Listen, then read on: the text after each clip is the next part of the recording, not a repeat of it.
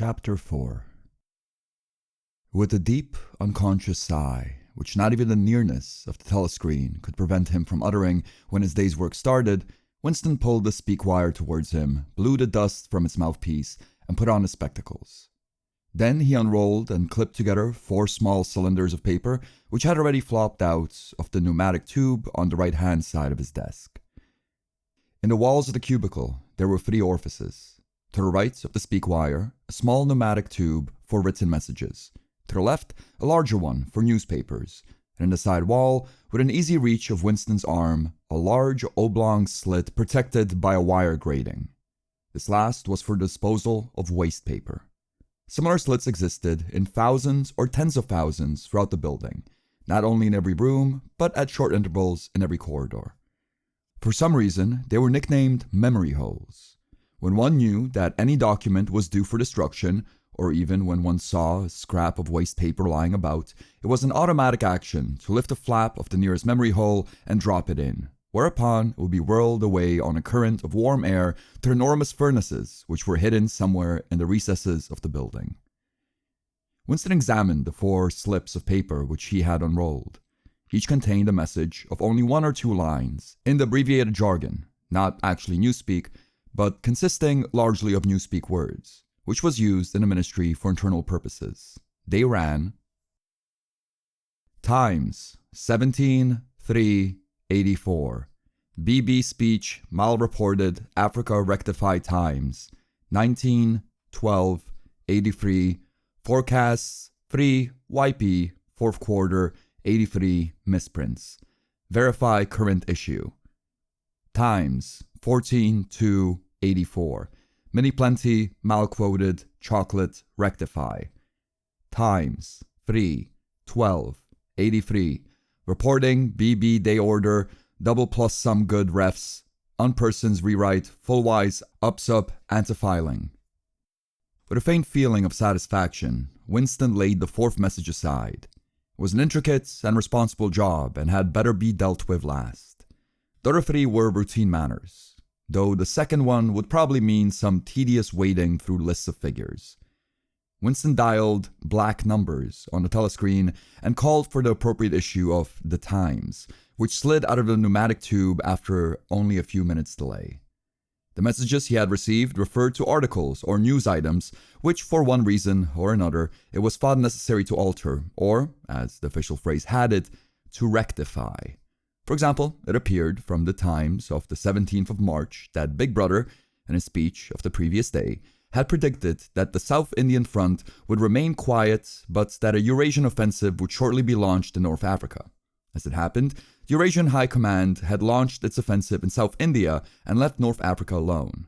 It was therefore necessary to rewrite a paragraph of Big Brother's speech in such a way as to make him predict the thing that had actually happened.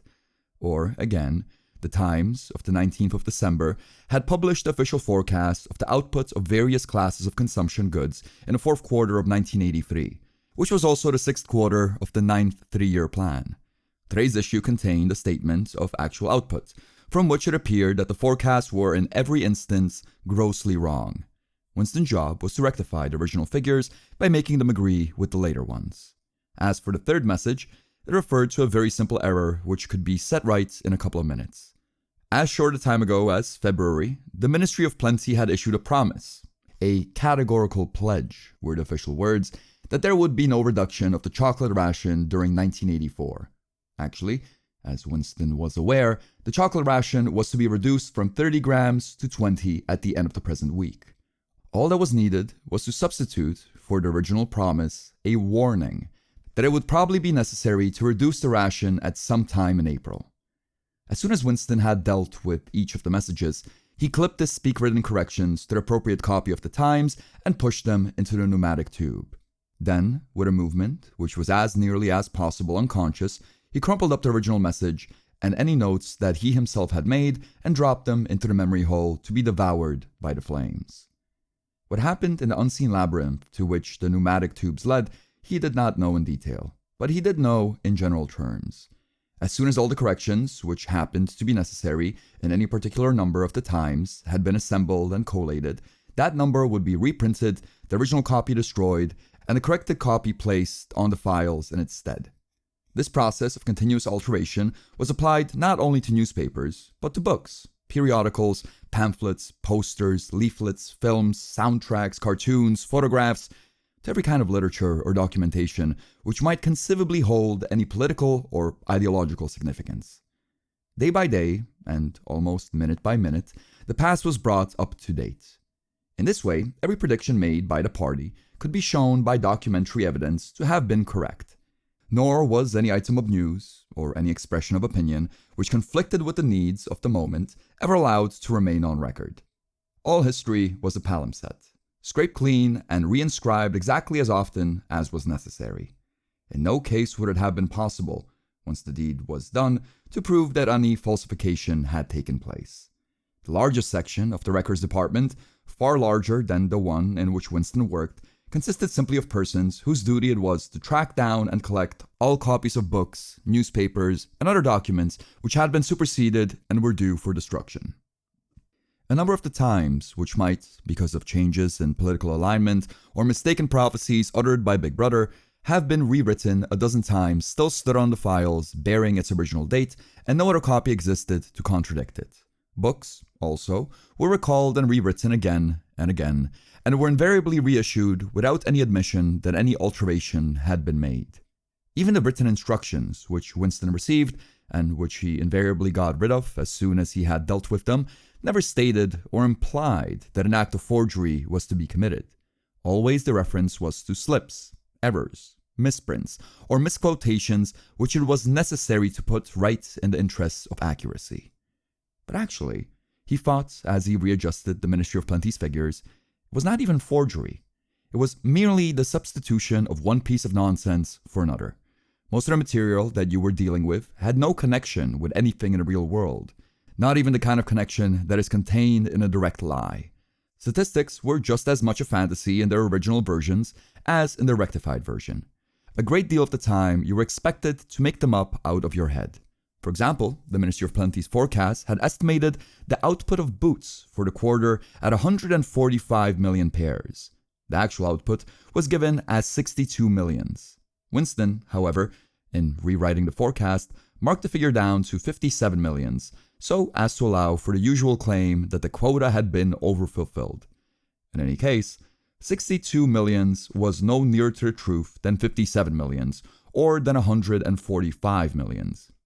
Very likely, no boots had been produced at all. Liker still, nobody knew how many had been produced, much less cared. All one knew was that every quarter, astronomical numbers of boots were produced on paper, while perhaps half the population of Oceania went barefoot. And so it was with every class of recorded fact, great or small. Everything faded away into a shadow world in which, finally, even the date of the year had become uncertain. Winston glanced across the hall. In a corresponding cubicle, on the other side, a small, precise-looking, dark-chinned man named Tillotson was working steadily away with a folded newspaper on his knee and his mouth very close to the mouthpiece of the speak wire.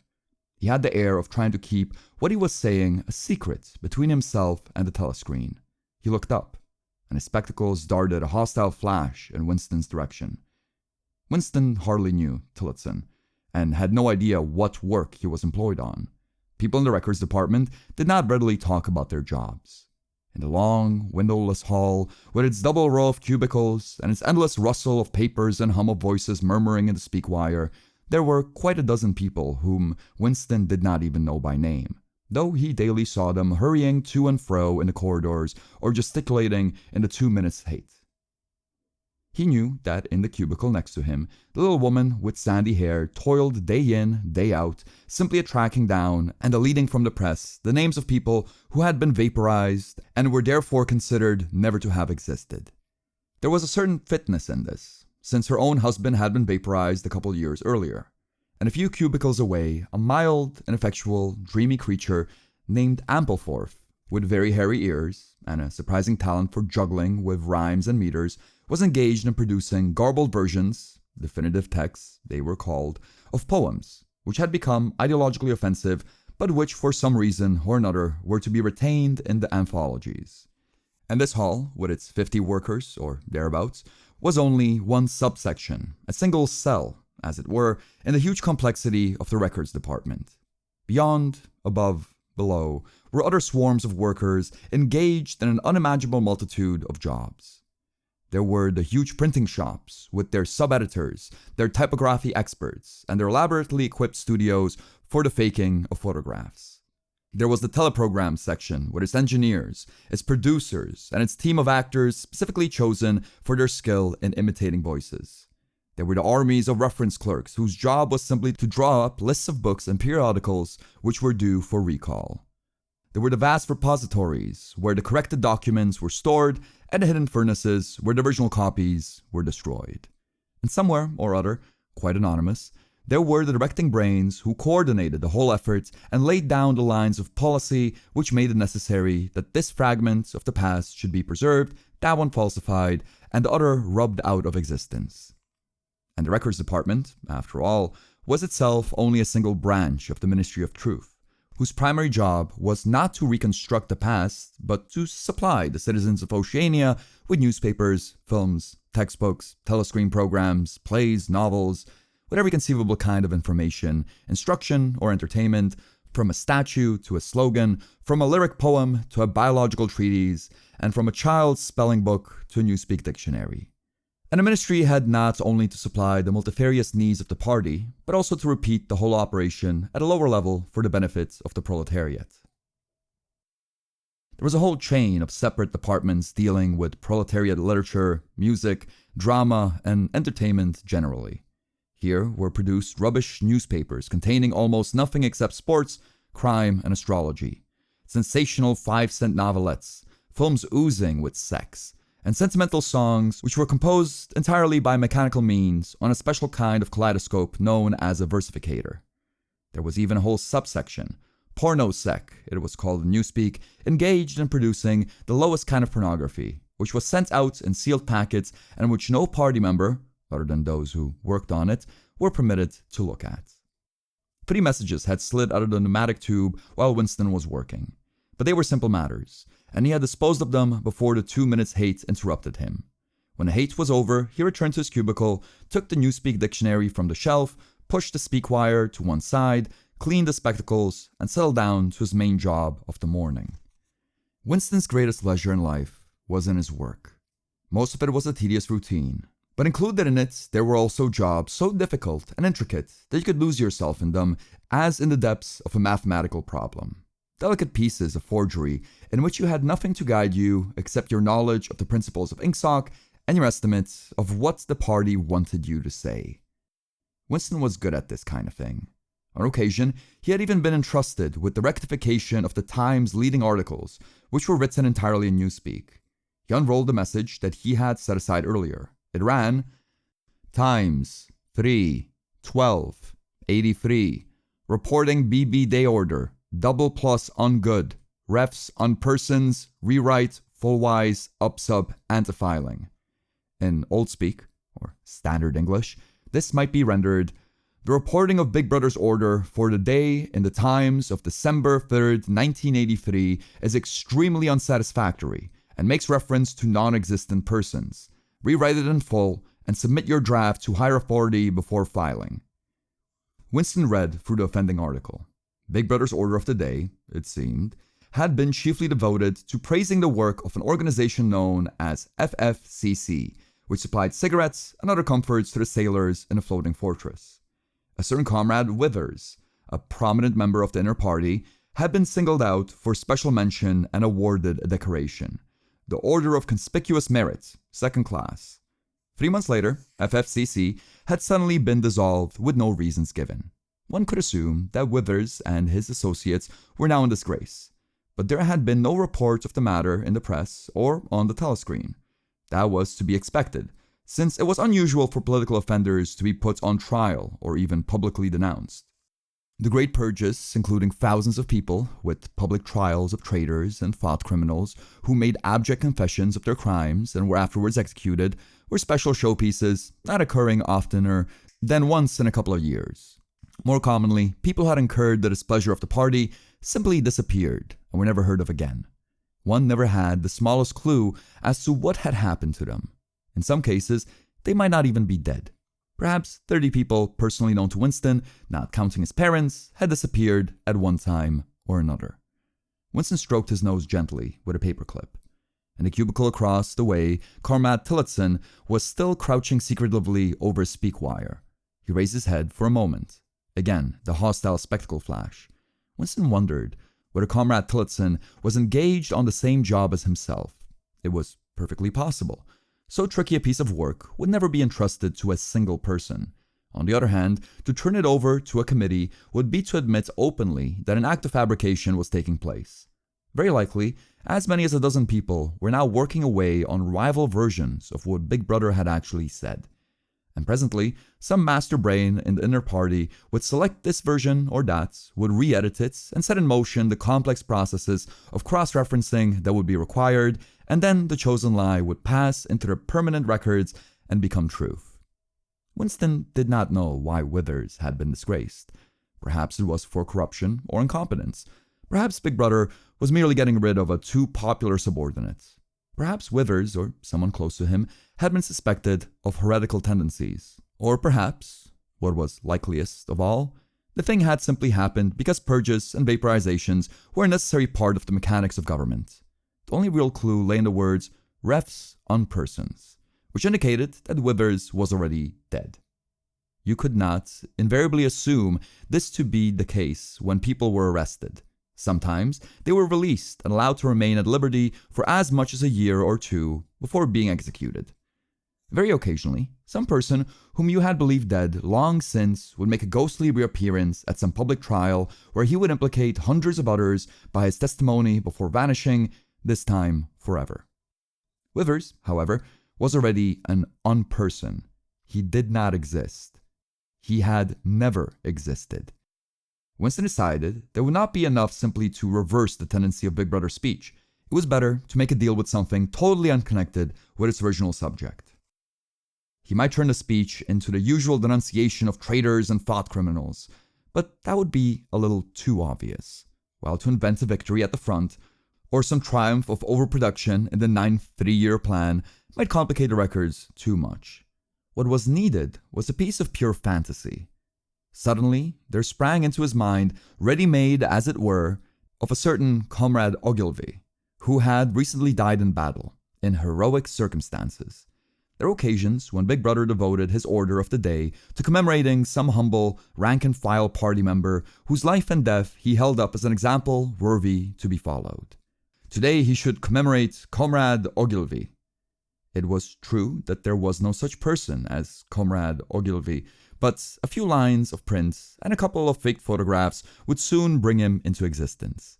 Winston thought for a moment, then pulled the speak wire towards him and began dictating in Big Brother's familiar style, a style at once military and pedantic, and because of a trick of asking questions and then promptly answering them. What lessons do we learn from this fact, comrades? The lesson, which is also one of the fundamental principles of INCSOC, that, etc., etc., etc. Easy to imitate. At the age of 3, Comrade Ogilvy had refused all toys except a drum, a submachine gun, and a model helicopter. At 6, a year early, by special relaxation of the rules, he had joined the Spies. At 9, he had been a troop leader. At 11, he had denounced his uncle to the pot police after overhearing a conversation which appeared to him to have criminal tendencies. At 17, he had been a district organizer of the Junior Anti-Sex League. At 19, he had designed a hand grenade which had been adopted by the Ministry of Peace and which, at its first trial, had killed 31 Eurasian prisoners in one burst. At 23, he had perished in action. Pursued by enemy jet planes while flying over the Indian Ocean with important dispatches, he had weighed his body with his machine gun and leapt out of the helicopter into deep water, dispatches and all, an end, said Big Brother, which it was impossible to contemplate without feelings of envy. Big Brother added a few remarks on the purity and single-mindedness of Comrade Ogilvy's life. He was a total abstainer and a non-smoker, had no recreation except a daily hour in the gymnasium, and had taken a vow of celibacy, believing marriage and the care of a family to be incompatible with the 24-hour-a-day devotion to duty. He had no subject for conversation except the principles of Ingsoc, and no aim in life except the defeat of the Eurasian enemy and the hunting down of spies, saboteurs, thought criminals, and traitors generally. Winston debated with himself whether to award Comrade Ogilvy the Order of Conspicuous Merit. In the end, he had decided against it, because of the unnecessary cross-referencing that it would entail. Once again, he glanced at his rival in the opposite cubicle. Something seemed to tell him with certainty that Tillotson was busy on the same job as himself. There was no way of knowing whose job would finally be adopted, but he felt a profound conviction that it would be his own. Comrade Ogilvy, unimagined an hour ago, was now a fact. It struck him as curious that you could create dead men but not living ones. Comrade Ogilvy, who had never existed in the present, now existed in the past, and when once the act of forgery was forgotten, he would exist just as authentically and upon the same evidence as Charlemagne or Julius Caesar.